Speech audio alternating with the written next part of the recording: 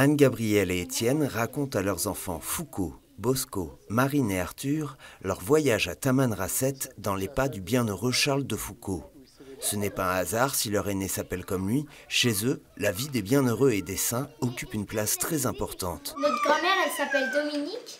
La maman de Sainte Marie, c'est Sainte Anne. Et l'ange Gabriel, il a rencontré Sainte Marie. Saint Dominique était dans l'école de Saint Jean Bosco. Et Anne-Gabrielle, c'est le prénom de maman.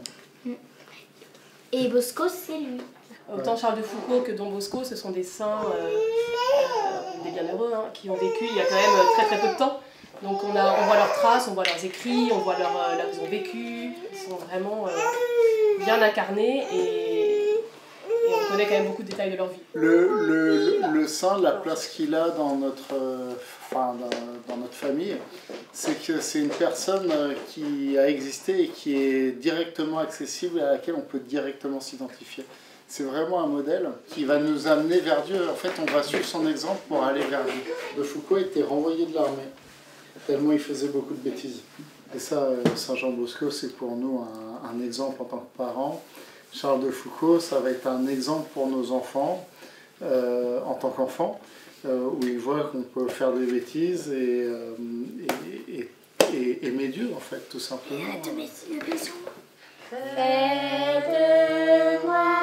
ce qui te plaira, quoi que tu fasses, je te remercie.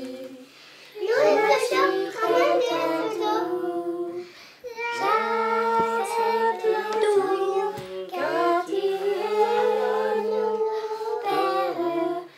On fait lire des vies de saints, où on fait écouter des vies de saints aux enfants pour qu'ils sachent que c'est possible de devenir saint. Pour qu'ils apprennent à témoigner du Christ en fait, hein, auprès des autres, pour qu'ils s'inspirent de la vie des saints patrons, pour qu'ils voient un peu les parallèles entre la vie de ces saints et leur vie, leur quotidien aussi.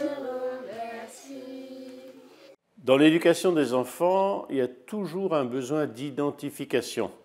L'enfant, il admire papa, il admire maman, il admire les grands-parents, etc. Mais dans l'éducation de la vie chrétienne, c'est normal aussi. Et c'est là que les figures de saints aident les enfants à s'identifier.